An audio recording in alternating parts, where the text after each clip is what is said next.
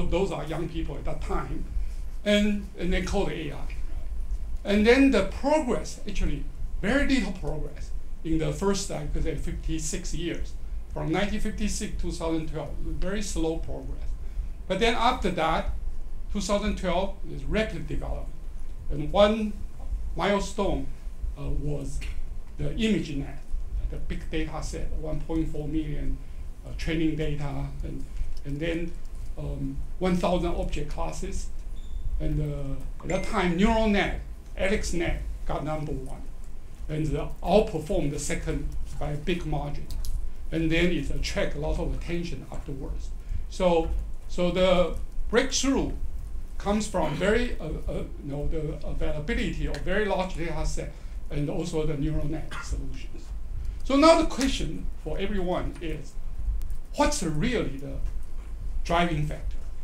It's because the data set, and particularly human labeled data set, right, dog, cat, and so on, or because of the neural network.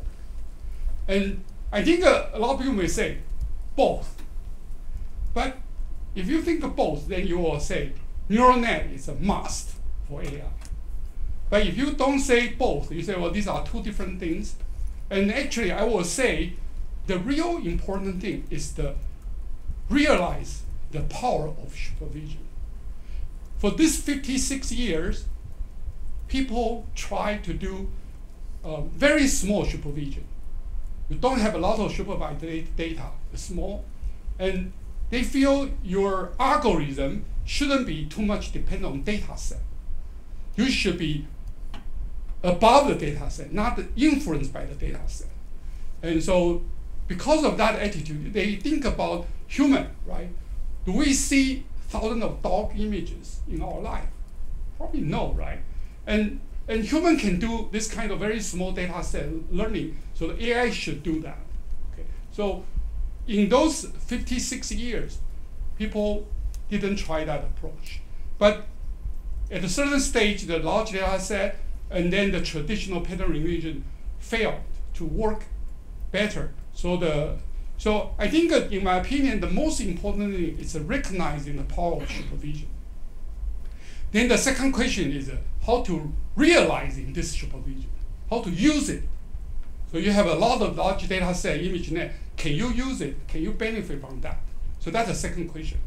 For the second question, now the issue is neural net the only solution? And my answer is probably no. The neural net is the first solution, but I'm looking for the second solution, which now the neuron, without the neural network, is totally different.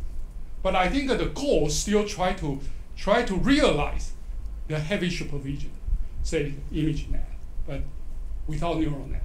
So the question is that possible? So what is supervision? I think fundamental is supervision. So the very simple definition is there is an input-out pair. Okay, so there is a pair, and then the output may come from human, or maybe just no human labeling, like self-supervised learning. For example, you have a sentence, and you mask some word, using that as the input, and then using the full sentence output, right? So that's self-supervised. Super resolution, you have the high resolution image, and then you reduce the resolution to become low resolution, and using that low resolution as input. So depending on the problem, if there is semantic involved, you cannot do self-supervised. But if you do the other things, like generally AI, you can do self-supervised, okay, because you can create those kind of pairing and so on. So I give you several examples. Actually, in neural net, the important thing is there is a mapping, there's a function. So there is an input, there's an output. Neural net always try to do this kind of thing. So there's a loss function, and then there is an input. So this is the input is the images, and output is the label. Okay, and this is the function you want to approximate. Your neural net try to approximate this function, but of course not a single image. You have, say 1,000 different classes, dog, cats, and so on, and then you have 1,000 different labels, and you want to approximate, find this kind of mapping, right? And they'll give you another cat image, and you will predict the cat. So this is about segmentation. The input is a lot of images of this kind of nature, and then you can do this, say this is a car, a bus. So this bus, and we call the class based, means all the car will be one class. And this called instant based is you count, there are two buses. So one bus here, one bus here. So this is a instant based segmentation. And so this is like pixel-wise classification. So here you have the two class, background and foreground. And here you have three class, instant one, first bus, second bus, background. And the white boundary basically is very hard to say it's bus or background. So we call this don't care term. Okay?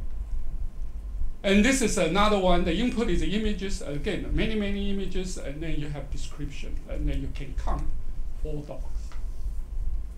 And this is another one. So there's the images, and you can say there are important objects, like motorcycle and person.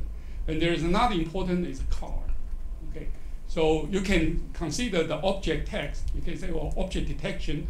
In this image, you have 3 objects: a car, a person, a motorbike. And then another, you ask people to write a sentence description. So you can see man is everyone has a man, right? Scooters, a couple of scooters, and so on. So you create a mapping, and later on I give you an image, then you create a description. Okay, so it's all about this kind of paired input and output.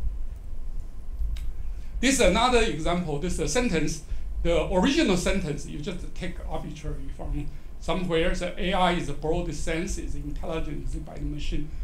And now I can mask this one, and the output is this one, and input is one. The input can be this one, output is this one. So you just have a lot of this kind of pairs. And then you can use this to build some kind of called foundation models, transformer, and so on. This is a super illusion. Again, it's a self-supervised. When you do training, you can start with a high resolution image, and you shrink to a smaller one by 4 and shrink to smaller one. So you have many, many of this kind of pairing. And then later I give you this one, can you create the higher resolution? Okay, so the number one question is actually neural net can benefit this kind of large mapping, large input-output mapping. So how? So first you need to do a task. You need to collect a suitable training data set. The question is, the more the better? Actually, it's probably yes or no. Okay, the more you have more diversity. So in order to capture diversity, you want more data. But the answer also can be no. Actually, the reason is when you collect data, there is a probability. There are some easy data, there are some difficult data. The difficult data usually is rare data. And easy data means the high probability data. Okay. So if you collect, say, 1% is something hard, 99% easy. Then you collect 100, you get 99.1. You get 1,000, you get 990, and so on. So hard sample actually most difficult to get. So say there are some professor in the medical school, there's a story. So he has some slides, very, very difficult to collect those kind of slides. He put on in the suitcase, right? So student can learn the easy one. But then when he showed the difficult one, then student learn something very unique from the professor, because those slides, it's really the challenging slides. But that's the most valuable slide. So a lot of data, once you collect millions of data, big percentage actually are easy data. Only the very small percent are difficult data. And those difficult data are the most useful data. Okay? So this is about the data collection. And again, you need a correlation. If the test data are very far away from training data, it's very hard. And people say you do transfer learning and so on. Those are all very special cases. Generally, the data transfer is very difficult. Learning transfer. Okay, and then today is a design a neural network to conduct this kind of mapping. Okay, and a network is actually a parametric model. So the most challenging is build a parametric model. Okay, and then, for example, the design an effective network is non-trivial. So a lot of trial and errors. Okay, so AlexNet, ResNet, Kai Ming He in Microsoft Research Asia, when he designed this ResNet, he had 100 GPU card. He can access 100 GPU card to train his model, and that's DenseNet and so on. So this kind of architectural design, non-trivial. And most people don't design. Most people just get some backbone network. They call backbone pre-trained network, and they add some peripherals. And that peripheral very small, but big one you don't touch, right? So now the question is, when you ask a doctor, and these are all pre-trained network, all using the ImageNet. Okay? So in order to do some cancer MRI image analysis, they use the ResNet as a backbone and add some other things. And then the doctor cannot tell the patient, your MRI image was analyzed because I use a dog and cat, an airplane, those kind of image as a backbone. The patient said, well, how they relate my MRI, the imaging? It's nothing to do with dog and cat, right? So it cannot be explained. And I think one way I would say, there probably a much cheaper way, a smaller model to analyze MRI image directly without using this kind of large models. And vision transformer and so on. And this and all these days, generative models, generative AI, diffusion, inverse diffusion, and so on. So become larger and larger, and very hard to explain. So you do this, and then you determine the network parameter by a backpropagation. So model is more important. Parameter actually just one line, right? Backpropagation is you don't have to think much. It will do for you, and you find the best parameter. So the performance of the system basically limited by the training data and limited by the model. And the parameter actually just try to optimize, and also the loss function. Okay? But we have to say, this one is much better than traditional pattern recognition. And why? I will tell you why, okay, later. Pattern recognition based the supervision only happens at the last stage, which is the decision part. But the feature and then the representation is all based on the human imagination or human design. And those parts not tailored to your target.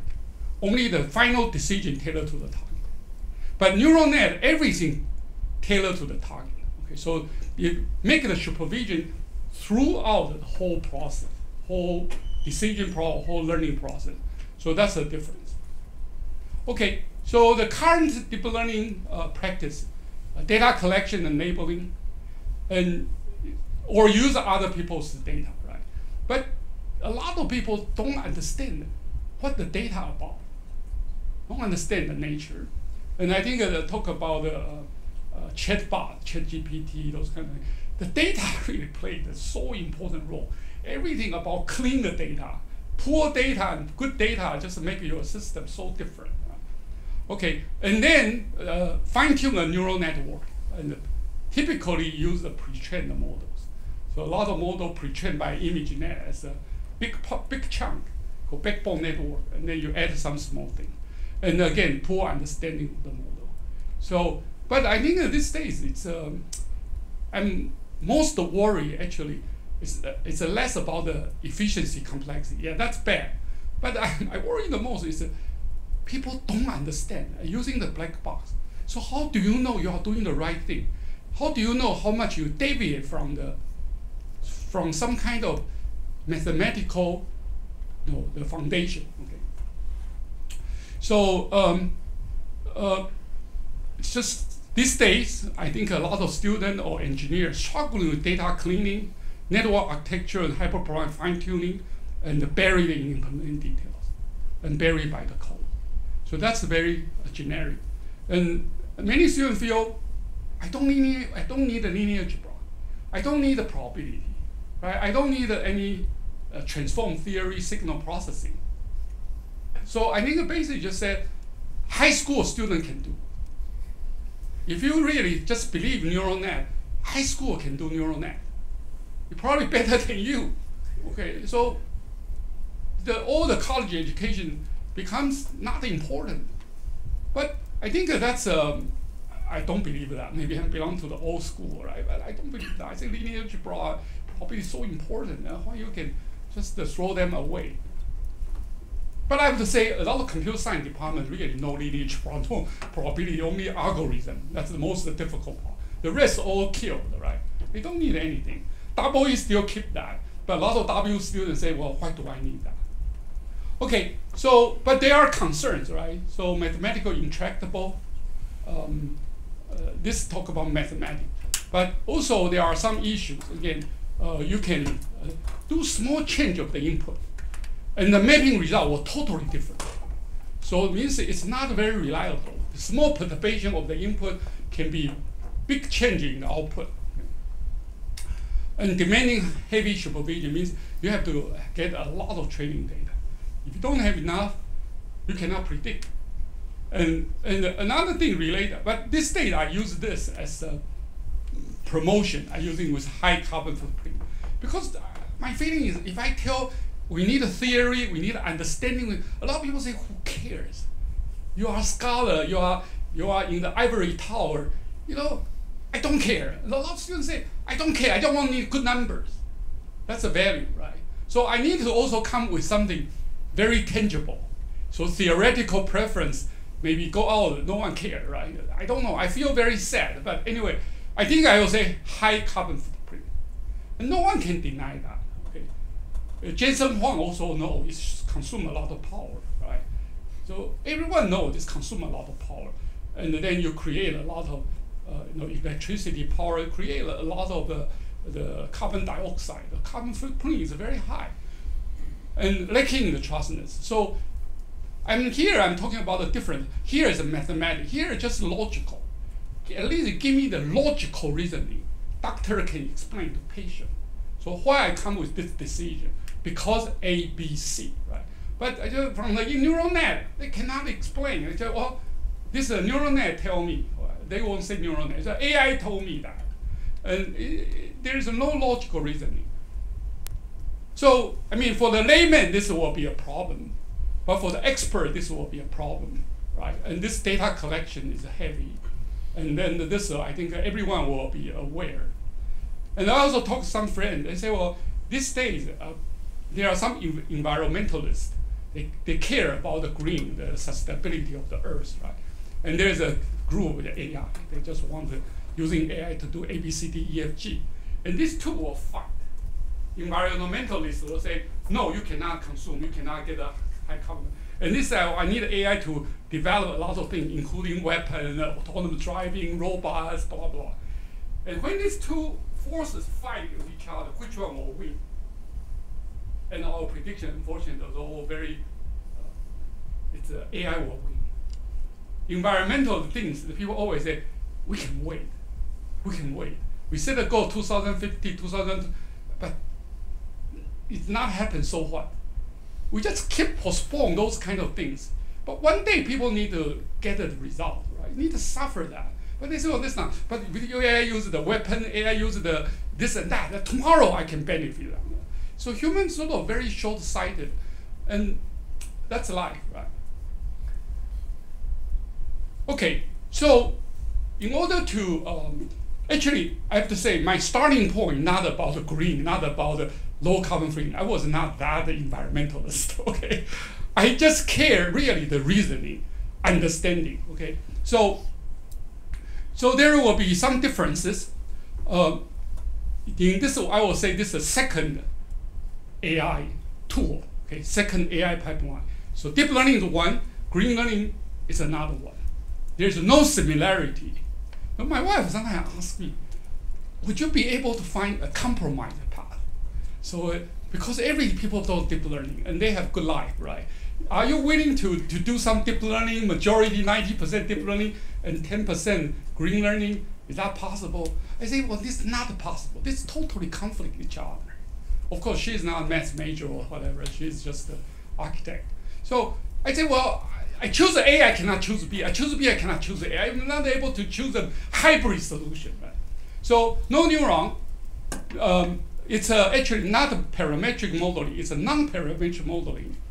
It's a modular design rather than a whole thing, the modularized. and then it's a feed-forward training. The training is stage by stage, feed-forward. So that's allow you to understand the functionality of each module. Okay, and as a result of this, then it's a small, very small model size. Usually it's 1% of the deep learning or even less. And low computational complexity, so it's a low carbon footprint. Here we use some kind of floating point operation. So we don't measure the time, because if you do the multi-core GPU, then it will be faster. But the carbon footprint is still high. Okay? So the more objective measure is the floating point operation and allow the logical reasoning. Okay? So these are the characteristics, and these are the differences.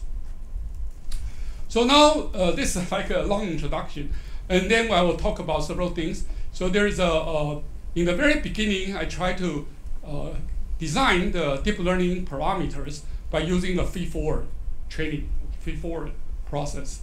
And then I realized actually I don't need the neural net. I can just free from the neural net. So there's a green learning, first generation green learning solutions. And then there are some more recent tools, the last 2 years, 3 years. So how to select powerful features, how to generate new features, and also the flexible coding object classes, and so on. Okay. So these are the papers, and then I mentioned this story. So I have a single author paper, because no student wants to do it. I asked students about that and say, well, why the nonlinear activation makes sense, right, or needed, and the student just didn't want to answer the question, so I need to do the research myself. And so that shows somehow some stubbornness inside me, right? As a student, very stubborn also. So anyway, so there is a two-part. One is how to find the parameter here. We do the feed-forward. So this first stage, and then this is the second stage. This is a multi-layer perceptron. So how we find the parameter here? And this is a very early day, the convolutional neural net by Lacan, 5 layers. So this each convolution layer, actually there is a K is just a filter. How many filter? Like 6 or something. And this is a small convolution. It's just like a inner product of the two vector. One is the the weight coefficient vector, and this is the input. We have a local patch, say 5 by 5. So there are 25 element vector. And there's 25 element weight vector here, and plus a bias. So this part actually still easy to understand, right? It's a linear or affine system. And now this is a nonlinear integration. So this part makes it difficult. And then you get the output. Okay, so the question I had for my student is, why do we need this? It seems all the mystery, all the power of neural net is because of this guy. And so I think if I understand this, then I can understand neural net. Okay, so you can analyze it. One is using the backward propagation, so it's a parameter optimized in a large nonlinear network. Okay, so backward propagation is called stochastic gradient descent method. But another viewpoint, this is hard to do anything about that. And the second viewpoint is to consider, suppose I have some weight already available. Then I apply this in the testing. So I can view this weight vector as a basis or kernel of a linear space. So they form a linear space and then project to that basis. So I can use a linear algebra signal analysis. So here, say there are 5 by 5 pixels, so you 25 dimension vector. And then you have a couple already trained parameter, already trained vector. So you do inner product, and then we consider the unit hypercircle or hyper sphere. And then the inner product of the two will be just the cosine theta. So projection here, projection here, projection here. Actually, I spent about 2 years to come up with this diagram. It's not so easy to get this. But anyway, I draw this, and and let's assume the bias is 0 temporarily, and then we do the projection. So now the question is, why you do let's consider the ReLU, rectify the linear unit. So the projection in this, we keep the same projection. But if the projection becomes negative, the theta is greater than 90 degrees and the projection is negative, I kill it, clip it to 0. Why? Then, why is not symmetric? In signal processing, we know the positive correlation and negative correlation, they are equally good, right? We will not don't like the negative correlation. But when we do the multi-stage, then you want to kill this. So it must be related to the cascade. So actually, we will come to this diagram. So the input, if it allow input the positive and negative, and this is also coefficient positive and negative, there are 4 situations. So one is a positive times positive, one is negative times negative, but they all contribute to positive. Right? Another is one is positive, one is negative. They all contribute negative. So there is actually they should be the different thing, right? Positive, positive, negative, negative, but you all combine them together. So if you want to do the deconvolution, basically you want to get a YK, and you need to know the input. You also need to determine the coefficient. These two, you need to give some constraint.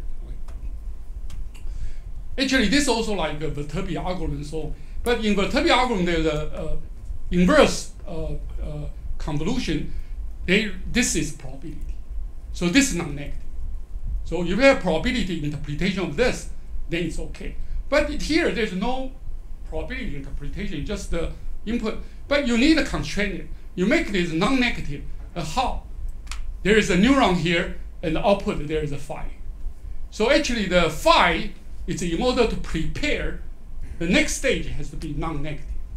So if xn is a non-negative, and a can be positive, negative, then there will be no sign confusion. But if you don't do that, there is sign confusion. So that's the basic explain. This guy actually really not that critical, just to prepare the output to be non-negative. So basically it says, when 2 convolution filter in cascade, and a deconvolution system, backward propagation is a deconvolution. You go from the result and go backward. I try to find the input and coefficient. So they cannot differentiate the 2 cases, right? The element and also the weight, positive, negative, and then positive. So nonlinear activation in the previous stage, you try to eliminate this negative correlation. So the xn is the previous stage is correlation. You remove that, then the input will be non-negative, and then allow the weight to be both sign. So that's really the thing. And so there is evidence. So this is the loss function, lower the better, and this is the epoch, from any epoch. So there is a training loss, and if you do the linear, means there is no nonlinear equation, it's a linear, then it reaches the saturation very quickly, and then stay at a higher loss function value. But if you add a nonlinear activation, it can go, it becomes saturated at a later point and be lower. And this gap is come from the nonlinear activation contribution, and it's avoid the sign confusion. I call the sign confusion. And in terms of accuracy, this is a MNIST.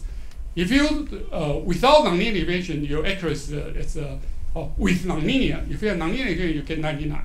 But if you don't have that, you remove that, you get 97. So 2% gap. This is another data set, Fisher MNIST. Again, similar. If you add nonlinear activation, you are going down more, and then if you don't, you saturate earlier. And the accuracy is from 90 to 87. Okay, and the ImageNet even more. Okay, so ImageNet you use the ReLU is here, and then you consider different kind of nonlinear activation, and so this is like nothing, right? No nonlinear activation, and then you can do the ReLU. So the difference actually is around 8%.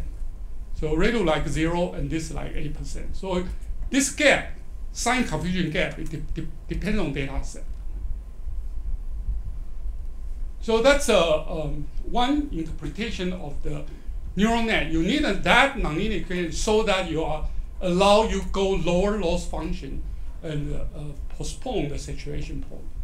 This principle actually is very important and interesting. Okay. Another thing here is resonate. Resonate, you have this 50 layers, and this is 250 layers, 100 layer, and this is 150 layer. The difference of this, basically, compare with the net 5 or LXNet, it's not only single pipeline. You have skip. And the reason you want to skip, again, it's want to prolong the saturation. So usually the neural net training, the thing you worry the most is the vanishing gradient. So in a pipeline, there is a part, gradient becomes 0. Once your gradient becomes 0, you cannot learn.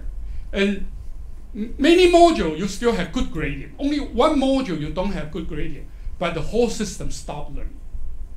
Okay, so that's the problem with the traditional cascade. And when you introduce this kind of skipping, then if there is something you stop learning, no gradient, then you bypass it. You bypass, and then the others still can learn. So actually, I read He Kai-ming's paper. I couldn't understand what he said about the resonate architecture. Explanation is so difficult to understand. But then it's really about just control the loss function. You want to make the loss function go deeper and deeper. You just cannot have an earlier vanishing gradient. And using this kind of thing just allow you to have another path and just isolate that module. The module is saturated, you just isolate. So this kind of skip has advantages because of that. Okay? And this is another dense net. This all get the best paper award from CVPR, this architecture. Just a lot of skip. So there's a group, and then they can skip among the group. So if this group not working, they just skip. If these two are not working, they skip. So allow you build a lot of path. So the vanishing gradient will happen in a later stage. Okay, so how about how many neurons? Each neuron contribute one filter. So if you want more filter, actually you can design. So here, in order to do the feed-forward training, we consider using the principal component analysis. So using the PCA to choose the subspace. And you have more principal component, you choose more subspace, and then you can approximate signal better, and so on. And also there is if you do the nonlinear equation, actually kill this, right? So only these two projections.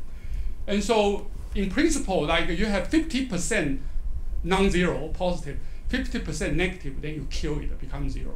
So this pipeline, a lot of zero flowing in the pipeline, it's a waste, right? Just 0, 0, 0. But why you need 0? Because you need that nonlinear equation, so you need a lot of 0. But if you can take care of this, because the key is if you do the feed-forward, there is no deconvolution. The deconvolution is backward propagation. Okay, so all the problem is about backward propagation. Neural net need the backward propagation to adjust the parameter. But backward propagation is not very economic because create a lot of zeros. But if you do the feed-forward, there's no deconvolution anymore. Just the feed-forward vector times the matrix. There's no sign confusion. Just go forward. So there's no such thing. There's no kill some filters. You can use all the filters. And another thing we need to pay attention is we cannot do the PCA on the non-zero mean. So we need to get a zero mean. So in order to get a zero mean, basically you have patch, 5 by 5 patch. We just do the DC, so it means local average. And then remove that, and then the rest we can do the PCA for that. So compose the DC component, AC component, and then do the PCA for that. So when you do the feed-forward data flow training, there's no sign confusion. Okay. And also in this part, you only examine the pixel correlation. There's no label needed, so it's unsupervised. Okay, and then this part is MLP, and then at that time we try to explain this MLP, but later on we have a simpler idea to do it. But here I try to give some insight about the meaning of this. So one you view just, again, backward propagation. Very hard to get any deeper insight. And if you do the feed-forward, basically you consider it's more like a linearly square solution, and using a lot of output and a lot of feature, and to determine that this regression matrix, and this regression matrix will become the coefficient of the MLP. Okay, so it's using label to assist your linearly square regression. And for example, you have the one layer is 120 dimension, but output only 10 classes. So why you have created intermediate result? So basically we consider the intra-class variation. So when you write the 0 to 9, there are different ways to write zeros, okay, and a different way to write 1 and so on. So we created some kind of subcluster and using this as a supervised signal and so on. So the input is like a feature you design from the convolution layer, and the output there's 120, 84, and 10. And we use that as an intermediate result and create one hard vector. So one is 1, the other 0.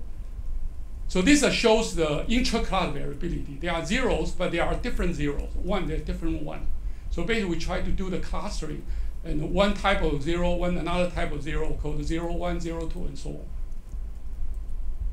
But I think it's even more interesting. Look at the natural images.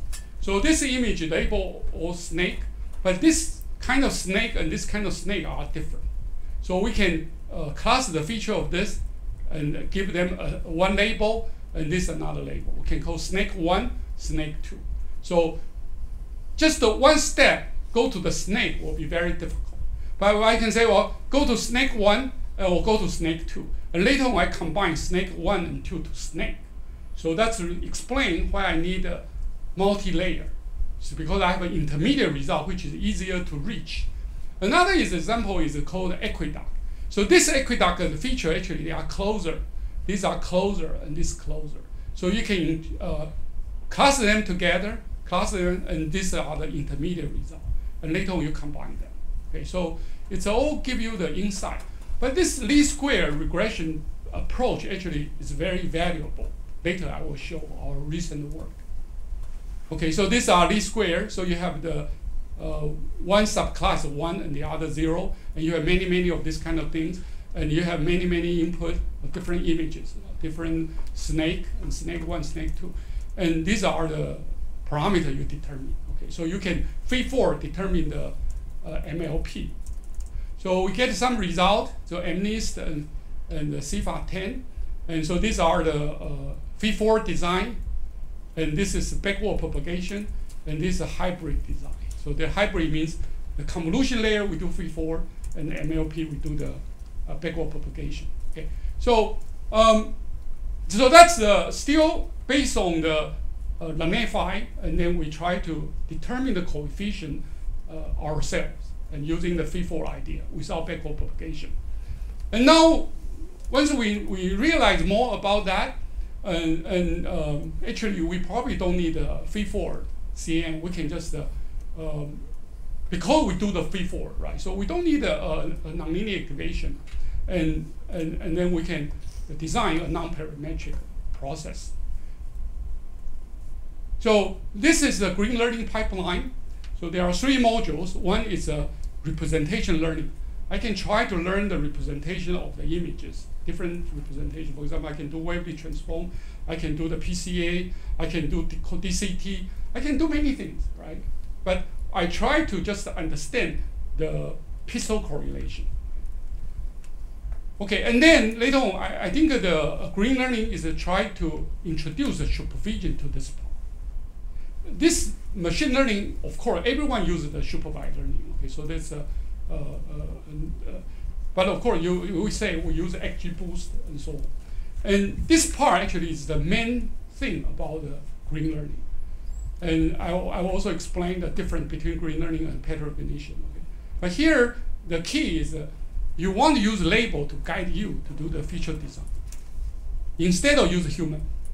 So no human handcrafting, it's all automatic generate. So learning, instead of doing the backward propagation, I feel you do the backward propagation, actually this part is a waste. You really don't need put the label and the input through the whole thing. This part you can do very quickly, and make learning here. So using the label to help you design powerful features, and then go through the traditional thing. So this is the make green learning green and also very unique.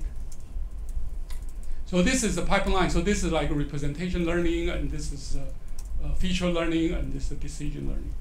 So the representation learning, one thing, this is about the different trade-off, spatial spectral trade-off.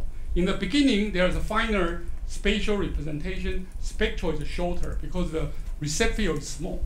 Go deeper, the spatial resolution is smaller, resolution is small, but each recept field is bigger, the spectral component is bigger. So some professor asked me, these are linear, and then you can multiply them together. Yeah, they are linear in some sense, except the maximum pooling. But the important not about linear or nonlinear. The important thing is a different trade-off. There are something you want more fine spatial and less spectral. There are some areas you want less spatial but more spectral. The key is you want the diversity of the representation. That's the key. So yeah, I mean you can go one step here, but you're losing this kind of intermediate diversity. So this actually we talked a little bit. So basically we have some spatial point at this neighborhood, and then we can merge this to become just one spatial, and then increase the spectral. So here we basically collect them, concatenate them together 9 times this one, and then we use the sub transform, use a PCA based, and then make it shorter, right? Make it shorter, and then we go next stage. And also this one is, this sub-transform in PCA base is very stable.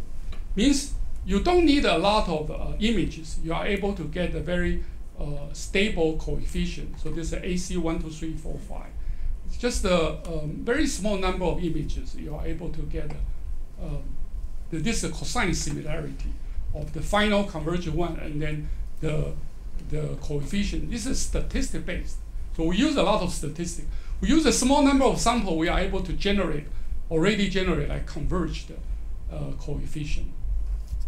And the reason for that, we look at this is the number of samples for the small cuboid, and then this is Frobenius norm of the convergence covariance metric. We look at the difference between the two covariance metrics. This covariance difference decay very fast. This is 10 to the minus 4 point. So it means once you have few samples, and then this covariance metric already converge. Okay, so you don't need a lot of samples. That's the real advantage of green learning is we use a lot of statistics. So how to find those filters? You don't need all the training data. You need a small subset of data. As long as the distribution is stable, you pick them, then you can find this kind of very stable, the filter. And this shows the different MNIST, facial MNIST, and CFA10, and using the pixel hub. So our performance is at that time, it's already outperformed the LAN-A5. And here at the old day, we use the measurement. So using the CPU implementation, and it's much faster. And also another thing is about the scalability. So the labeled training data reduced, and this is the test accuracy. So when we have a smaller amount of training data, our performance degradation is slower compared to the deep learning. Okay, so again, this one is when the training data becomes smaller, the gap between the green learning and deep learning is actually very big. There's also similar, but there's too low. But if you have sufficient, you have that. So the green learning scale well to small amount of training data. And many problems like that, particularly medical application. Medical application, a lot of things, a small amount of data. You will not get 1.4 million of the MRI images and so on. You usually get 1,000 patients. This is pretty good. So you need some algorithm can scale well with a small amount of training data. Okay, and then this about we can modify the sub coefficient. Originally like a 3D tensor, X, Y, and spectral, right? But we can simplify that to become channel-wise, because these are not correlated. So we don't need to consider 3D, we just consider the 2D. So this is 3D to 3D, but we are able to consider slice them, and then each channel do a sub-transform, and complexity will be even lower. And so this just show the different channel, and then each channel do the next layer, they separate them, and then the pooling and so on. And then we can put the channel-wise sub here, and then make the model smaller. Okay. So here to talk about the least square aggregation, and then we can move the final stage, but move to the early stage. So we can consider how to choose the coefficient here. Okay. But now we have a new tool to do this. Okay. That's developed the last 2 years. So those least square are a little bit complicated, but here we consider two things. One is about feature selection. Another is about the new feature generation. So this is published 2022, 2023. So the feature selection, so how to do that? Again, it's statistics-based. Actually, through the representation learning, we have many representation, different hop, different resolution, different spectral component. But each one is a single dimension. So this one dimension vector, one dimension parameter is a representation. And this one shows the particular sample. So their value is here. Okay, so the different sample. So what we do is we try to partition this interval into two sub-intervals. And then we calculate either the entropy of the left and right, or we consider the mean square error of left and right. So right has a mean square, a mean, left mean, and compute the mean square. So this is for regression, this is for classification. So if this is a powerful feature, I should be able to find a partition point and then minimize the entropy, or I minimize the mean square error. So that's my loss function. So we try this for every feature and then see which one give me lower loss function. That's a good feature. So let me show you an example. So suppose we have two classes. So this is 0 class, this is 1 class. So this is one dimension, this is another dimension. Which dimension is better? This one, when you find the partition point here, actually you can have a low entropy. So this one is this one, so this is a good feature. And this one you cannot find a good partition to separate two. So this is a bad feature.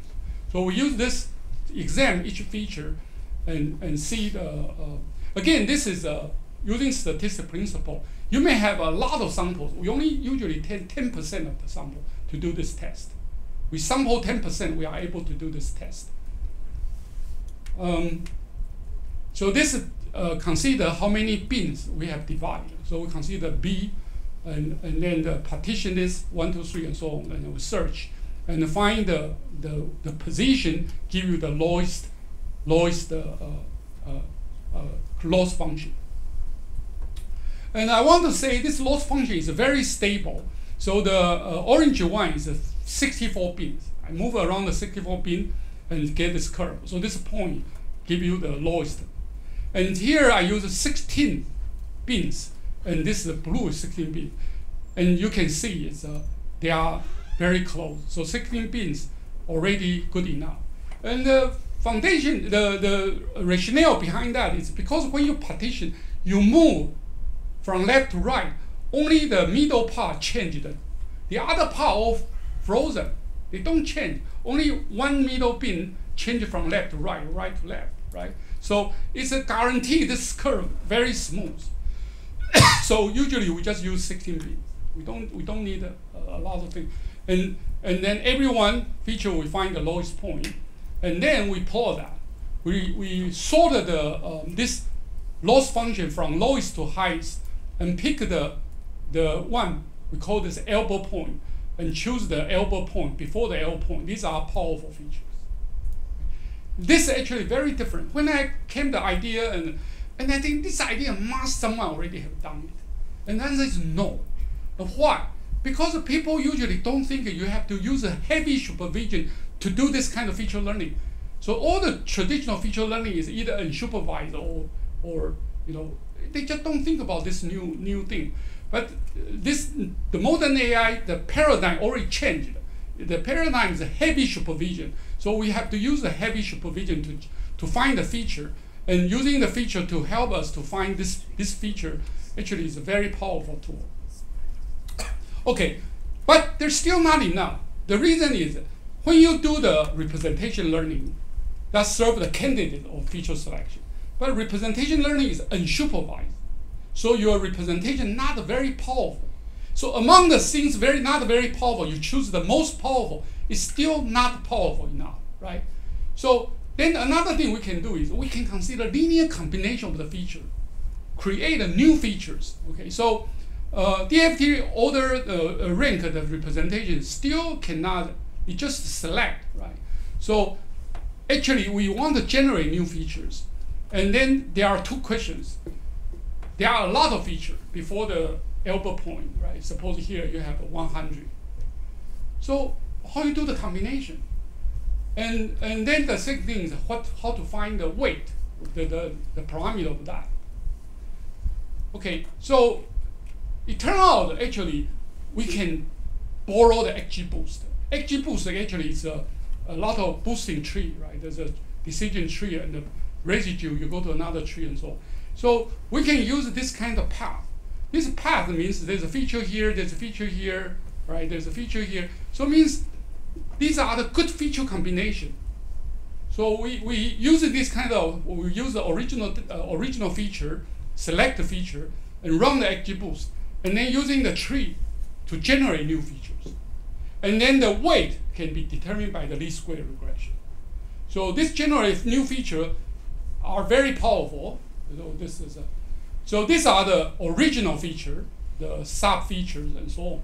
And this curve, this yellow part is a new feature generated by we call the LNT least square normal transform. And then we are able to, the lower the better, the loss function. So this is actually much more powerful than this.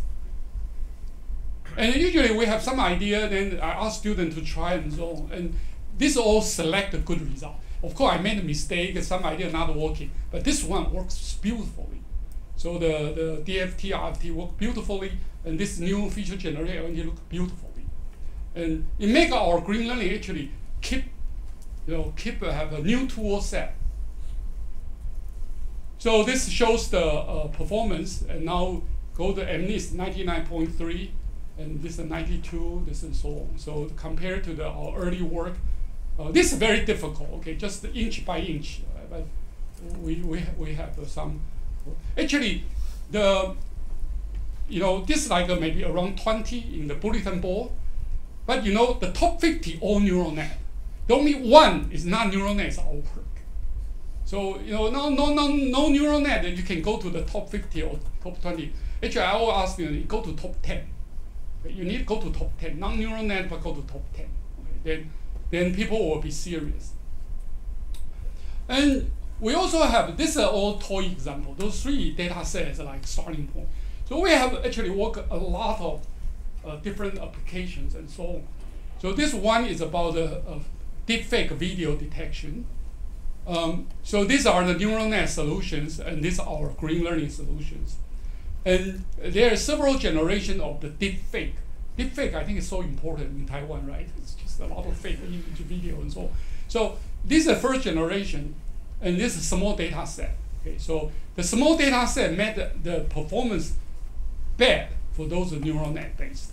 And for green learning, you see 100%. And this is also pretty good. And you look at the model size.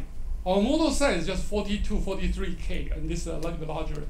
You compare to all others, it's all the million. And why they get a million? Because they put the ResNet there. Once you have ResNet, 20 million. Okay. And this one is smaller, but this one performance is not very good. So anyway, you can clearly see very small model, excellent performance for this small data set, the small training. And the second generation, again, we also outperform other neural net. So the bold face is number 1, and the underbar is number 2. So again, the model size is so small. And another example is the quality assessment. So this is basically user-generated content. There are two kinds of quality assessment. One is about the Netflix, the streaming video. There's a reference. But there is a user-generated content, like we take pictures and so on. So those has no reference. And so the thing, you want to measure this kind of quality and using machine learning. Okay? And here also the different classes. This is a more traditional pattern recognition performance. The evaluation is about correlation coefficient. It's SROCC, linear Pearson correlation. So the correlation coefficient 1 is the best, okay, and lower the worst. So these are the more traditional pattern recognition. These are entry-level deep learning, and this very large model deep learning. So our in this group, okay, not the best, but in close. And here I want to show the model size and floating point operation. So our model size is 1, so normalized 1.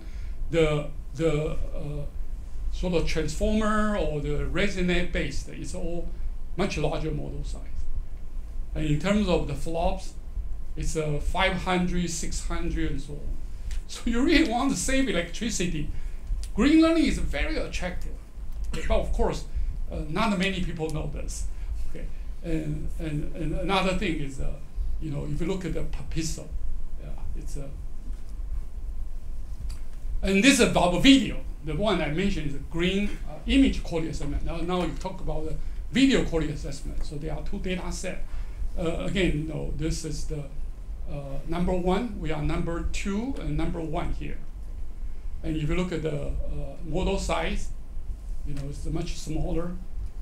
And if you look at the complexity, so now the saving the electricity is not about 10%. It's about 500% and so on. And also another thing people call lightweight deep learning and green learning. Lightweight deep learning actually is reduce the network size by pruning some connection and so on. But usually the reduction is about 50%. And if you do more and more, maybe you can push to 10%, but you sacrifice some performance. But green learning, you just from scratch, you design a new pipeline, and it's a non-parametric model and so on. So the model size, it can be significantly smaller. Okay, so here I want to compare the pattern recognition, green learning, and deep learning. So deep learning is doing the supervision all here, all end-to-end, decision and so on.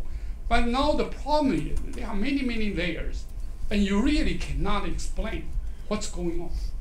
You really cannot isolate things. So people, boast about this kind of end-to-end. But I think to me, end-to-end probably is a shortcoming than the advantages. Classical pattern recognition, this part, basically you don't use any supervised signal. You just use the human to think about things. And even humans are very clever, very creative. How many features you can think? Probably 100, that's already a lot. Radiomics, like 1,000, okay? But that's also a lot of similar things. So human thinking is not really as robust as using the supervised data. Particularly you have a large supervised data, you should then leverage that. So this part actually weak. And later on you have the machine learning tool here. And green learning actually 3 stage. This stage is no supervision, and I'm using the statistics like PCA. And then I supervise here, and I select good feature, and then I generate new feature, even more powerful. And this part actually is a real contribution of the green learning. And this part actually we use XGBoost a lot. And recently I also try to improve this and make this all more automatic and so on. But fundamentally is this one. So we do the feature learning. And this part is shared. Right? It's a different task can share the same representation. And then different tasks have different label. We can do the supervised learning to find the power feature and so on. Okay, so how to evaluate AI ML system? So one is about performance numbers, so effectiveness, prediction accuracy, scalability, general AI, high quality generation, reliable generation. So this is effectiveness. Another is efficiency, model size, resource, computational resource, and so on, right? So the carbon footprint, that's efficiency. Another is the interpretability. So the meaning of the processing operation, what you are doing, the meaning of the intermediate result, repeatability. I think from academic view, this is really the contribution we should make. Company can do this, okay, company can do this, and now a lot of neural net people ignore this. They think, well, I just buy more powerful GPU. 800, not enough, GB, whatever, 200. Oh no, of course, the NVIDIA CEO will smile big. Buy more, and so on. But how about carbon footprint? How about electricity? So the efficiency need to go down. Right? Someone has to do it. And then interpretability, at least, no industry people do it. We have to do it. Right? That's I worry the most. So now these days, students really no theory. They don't know any theory. And they claim they are AI experts. They're kind of sad. And the key question basically is supervision. How you introduce supervision, different stage, and how you design the attention. Usually something is very big, you need to look at something. And this day, the attention usually through the backward propagation, right? They're using the backward, I say, oh, this part actually people see, right? The machines see this part, the attention. Another is the processing, right? The feed-forward or BP way. I mean, the inference always feed-forward. Okay? Doesn't matter what system, all inference feed-forward. But the training is in feed-forward or BP based. BP based you need to adjust a lot. But feed-forward training based is just step by step. You don't need the iteration. Just finish it. So very efficient. So the saving in training even more. What I say the saving all about the inference. But I cannot compare the training cost because they don't tell me how much time they train. They don't tell me the ChatGPT train how much electricity is consumed. So I don't have the training data. I think you talk about training versus green and deep, that's even more. Maybe 10 to the power 4, 10 to the power 5. So whatever I report, all about the inference. So 100 to 1 or 200, 500, all about inference. So some people say, oh, inference only once. Inference is also very expensive. Okay? So actually our progress is slow because we have to understand every piece. Then we can move. We cannot just put a big optimization or let no vantage gradient. That's the only secret. No vantage gradient. Where you see the vantage gradient, try to figure out a way to isolate that. Okay. So this actually attention is very interesting. Can we do feed-forward attention? I look at the things that I know where the attention is, and the answer is yes. Actually, we have some idea already how to do it, but I cannot present here because we haven't read any paper. But sometimes you just need to insist, right? I believe it will work. And then it will work. It will find a way to work. So attention can be feed-forward. You don't need BP. So maybe we have to say bye-bye to BP. Actually, day one, I just didn't like BP at all. I feel just very expensive. And at the end, I said, oh, I can really save. I don't need a BP. Right? Yeah, so supervision is what is a supervision, right? And two supervision, semantic or non-semantic. Semantic is usually human. You need human help. Non-semantic, then you can just do a lot of Gen AI is non-semantic. Just generate from one to the other. So you don't need any semantic. And attention is to choose some subset. Right? And you can BP-based attention or feed-forward attention. And if you know the attention, actually you can make more correct decision. And processing may determine the weights. Okay? And so you can BP-based or you can feed-forward based. And you can linear, you can do nonlinear and so on. And this, again, once you know how to determine weights, and then you can do the inference. I have an overview paper. This is my colleague, not my PhD student. And it's basically some kind of summary. So it goes closer with my presentation. So if you have questions about my presentation, you read this paper, and also about some history of the first 8 years of the green learning. Yeah, so I think again, I will say modern AI is built upon supervised machine learning, heavily supervised, not neural net. The neural net, yes, I mean, all people feel, put the equivalent sign. But I think once there is second pipeline, learning pipeline, without neural net, then people realize there is an alternative. Okay, so the key is there is really the AI is based on creating a large set of paired input output. Okay, and green learning actually it's an emerging AI way. It's allow your understanding, interpretability, reliability, and training data as well as you can scale with small amount of training data, and sustainability with low carbon footprint. And there are a lot of research opportunities. I think all the deep learning applications can be revisited through the green learning methodology. So I think that's conclude my talk, and open to questions.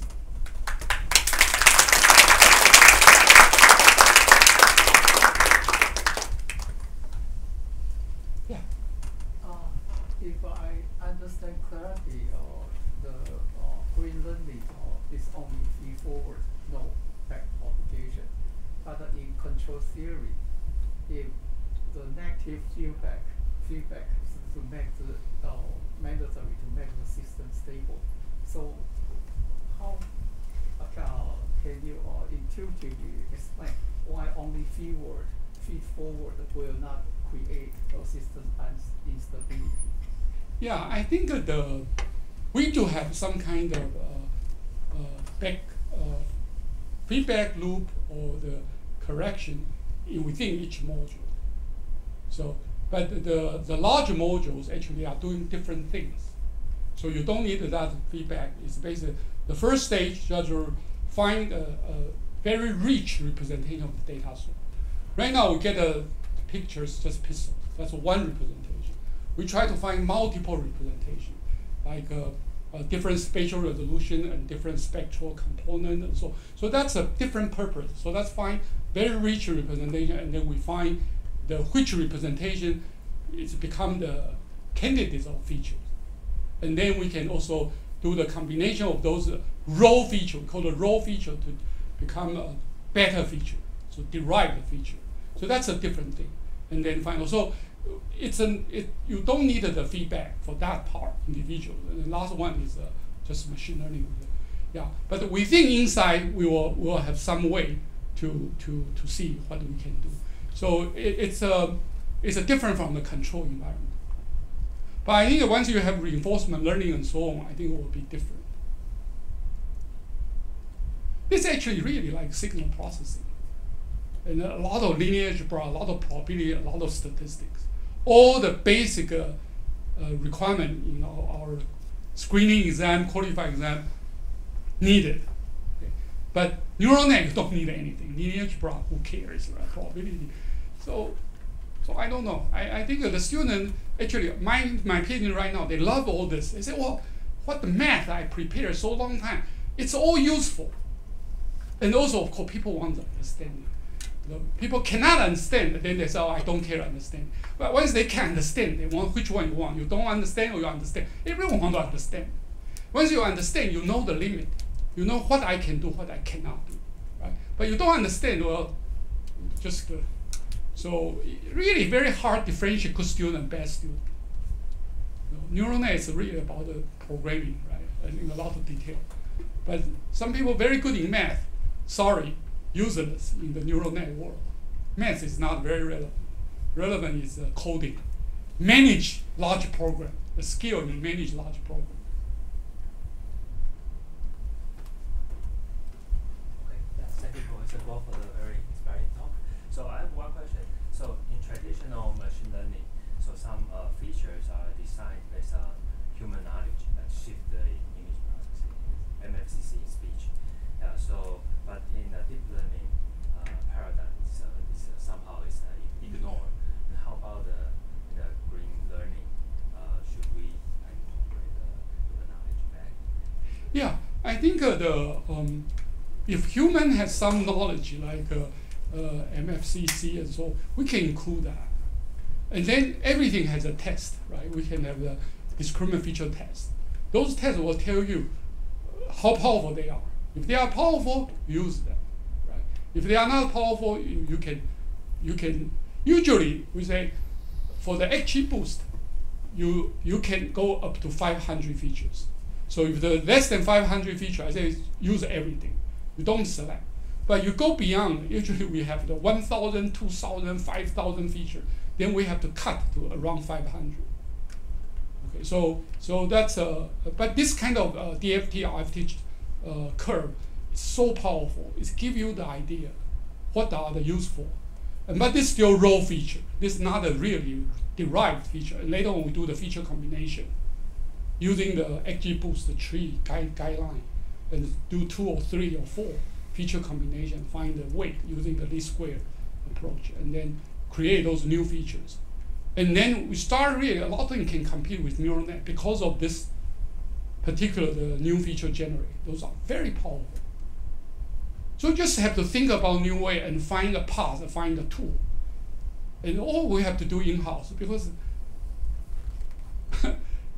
just no other thing, right? It's a new world, new environment. So you need to come with a new way to think. But the thing is, again, I just try to show the world there is alternative. Neural net is not the only way to use this paired input-output. Right? The paired input-output, I think we cannot. It's really the power of modern AI. Is to create a paired input-output. Okay, so that's the secret. But whether neural net or non-neural net, I think they are second pipeline, the green learning. And once people know more and more about green learning, I think they will love it because it's just so clean and also so low computation. One thing I told is about our brain, right? Our brain, maybe we cannot memorize that much. Memory capacity not, we cannot compute so fast. But in terms of knowledge integration, it's most powerful. Human brain can. So they say, well, machine learning, those AI machine can take a very high score, SAT, very high score in the bar exam, very high score in the medical. But I think again, the knowledge, the technical knowledge, is not only the exam. Exam is a very small set to test your understanding, but you need to handle many other things. You look at case, you have to judge your other data and so on. Human can do those kind of integration, but not the well-designed test. Okay, well-designed test, then learning can do. So, but you look at the human brain. Do we feel the heat in our brain? Do we need a cooler to cool our brain? There's no such thing, right? But why the go to the server room is so hot? You need the cooler, you need water, you need a lot of things. It doesn't make any sense.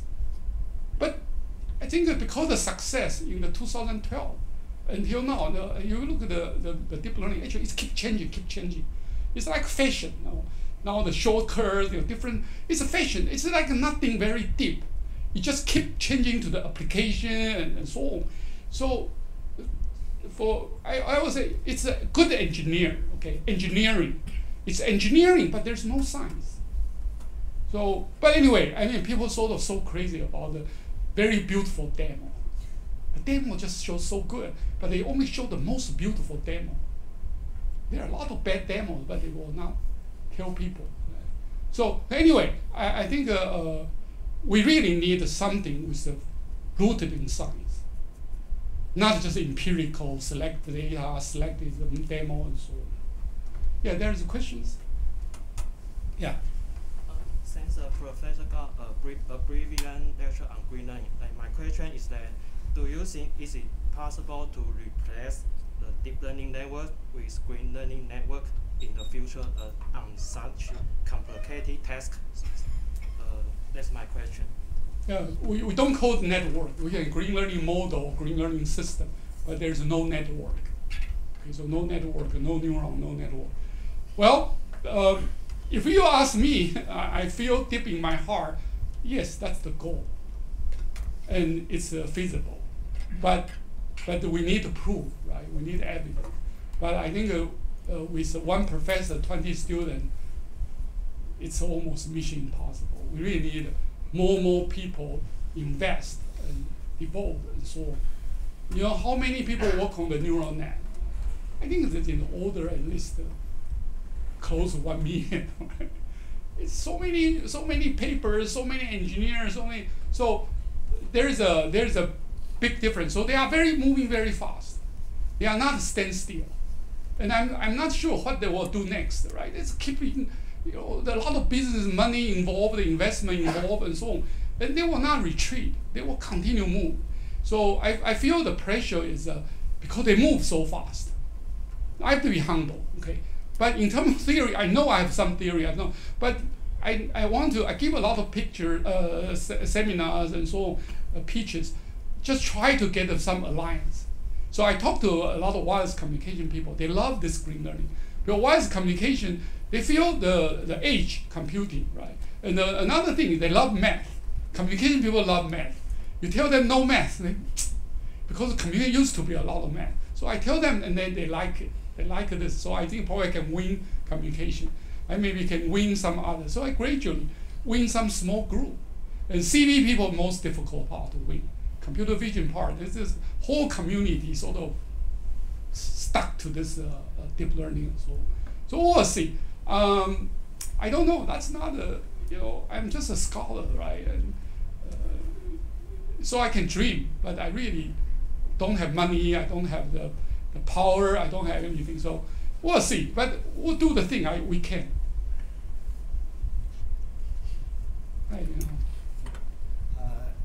I have a naive question from the perspective of the computer system, because we find that neural networks try to turn everything into floating point and do a lot of floating point multiplications.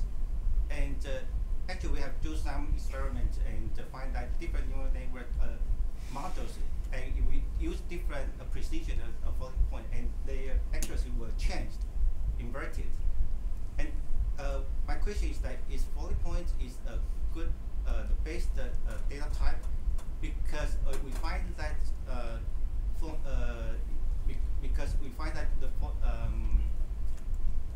most of the models, they try to deal with the limitation of floating point because of the vanishing zero. Therefore, the different neural network try to avoid the vanishing zero. And at this moment, we find that is this a question that we need to think about floating point and the neural network design. And the last question is green learning has the vanishing zero because of limitation of floating point? Thank you. Yeah, I heard also from other people about the floating point problem is not very stable. But the thing is, suppose you have a fixed point, whether it was stable, right? If it's stable, then I think the problem can be solved, right? So I'm not an expert in this, but again, either we have some theory to explain the instability of floating point, and then suppose there is a stability of the fixed point, then I think the engineering will go on. Right? But even the stability of the fixed point also has a problem, then the whole thing will be an issue, right? But right now I heard a lot of this kind of thing, and because no theory, there's no theory. So why it works or why it not works, no one knows. Right? Green learning, I think, is much cleaner. It's basically just all the traditional signal processing. So whatever traditional processing this can do. There's nothing very special. Hi, the classifications in your demo is pretty great. But I'm curious that is it possible to apply green learning models for example, like autoregressive language modeling or like digital models for image generations? Because lots of like tasks in AI is really causing a lot of computes, right? So is it possible for green models to do such generations? Yeah, I think you probably should try it. There is something, you have the learning paradigm. So today learning paradigm is a paired input output. So until you have the paired input output, a lot of them, then I think the green learning and neural net will both work. Okay, I'm more confident these days about the generalizability of green learning. It's almost all the deep learning problem can be solved by green learning. And performance-wise, it depends. Okay, some performance we can say like super resolution and so on, denoising, and it's almost very close. The top neural net, and some diffusion model and so on. There is something I know, or I know what to do. I plan what to do, but I need some student to do it. We can do very low cost diffusion model. You know, the Gen AI can be much more low cost. I'm not going to reveal here, but it's all possible. But I need people to do it, right? I need people to do it. But actually, I also work on natural language processing and so on, and word embedding and this and that.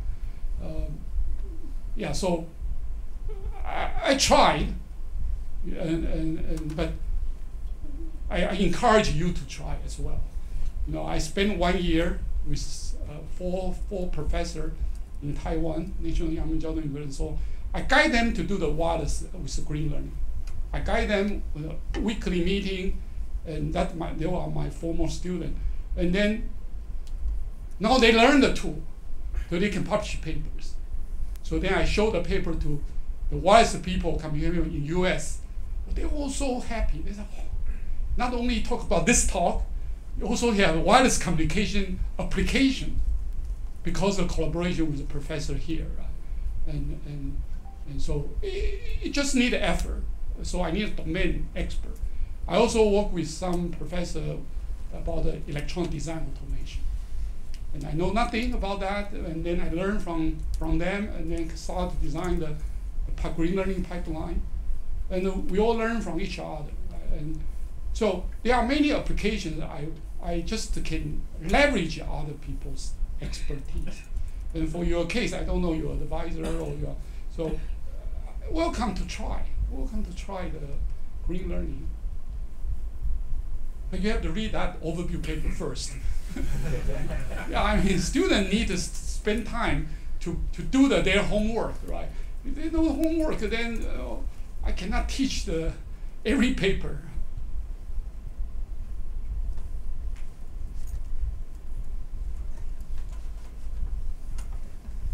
Yeah, as my earlier introduction to you, my major is in communication, so I think I'm a mathematician.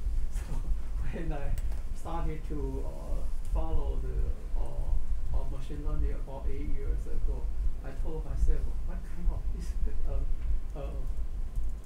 kind of business is there is no equation, and it's difficult to comprehend the meaning bit after the structure. So I'm happy to come here and learn that you put some concrete study and research on the modeling and the data set processing.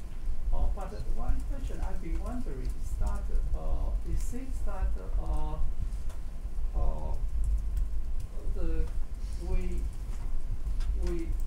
we think that the human being's brain is a very complicated system. So we try to use complete way to explain it. Maybe several years later or many years later, we might come up equation like Newton's equation, F equals ma, and that can solve, that can explain the human brain system. Do you think that's possible? I really cannot understand how human brain works. That's a big challenge. But I just want to say is the deep learning is not human brain. It's just a tool. And even it may not be a very robust tool. Okay, and it's about the paired input-output. You want to do mapping, and you want to ensure the mapping works, right? So you learn from a lot of mapping, and learn a lot of pair, and then give one. You ask them what's the output, right? And if it correlate, then you can map, right? If not correlate, you cannot map. So it's about just a mapping. It's just a machinery, and whether this machinery is good or bad, in my opinion, it's a bad tool. But of course, I will get a lot of stones thrown to me, right? So the only thing I can do is I just show there's another tool, and equally or even better. So that's the thing I can do, right? I instead of just criticize the neural net all the time, I just do green learning, and it's so easy to understand. The green learning just 1, 2, 3, 4, and yeah. So I keep pushing the boundary of the green learning, and actually, the different application most application works very well. You know, the challenge of the image net is that you get large images. So I need attention. I need to see which part I need to, you know, without backpropagation. But I think I have the tool now. I know. So along the way, I define the problem, find the key point, the key bottleneck, and find the tool to solve that, and so on. So we just need more time to prove many things. Okay, thank you, Professor. Well, I have a question about the generative model. Do you think that the green computing can support generative models? Because it seems that the generative model, the power of generative model is mega size of parameters, and your green computing try to kill those parameters. So how can you associate between the green computing and generative model? Thank you. We are working on green coding, green image compression, green video compression. And gradually, I worked 5 years for this problem without publishing any paper. So this is almost the order of magnitude. We can sort of 3 years not publishing any paper, 5 years not publishing any paper, and one PhD student graduate publishes something else. So anyway, if I can solve that problem with the current approach, that problem also covers the general model. Compression is carry out the image information. The general model is carry out the distribution of that group of images. And once it's successful, everything is so clear that today diffusion model and so on, it doesn't make any sense to me. Again, it doesn't make any sense to me. I mean, I know what they are doing and so on, but just, well, it's so expensive. It's not the right approach. So anyway, well, we just have to show we can provide an alternative. Yeah, I mean, again, criticizing other people may not be the best approach. You just show there is a better way, achieve the quality, and also much lower complexity and so on. Yeah, so you need to find a new way to look at things. But I think fundamentally you need a persistency and you need courage. Yeah, so you just have to say, well, no matter what, I will continue.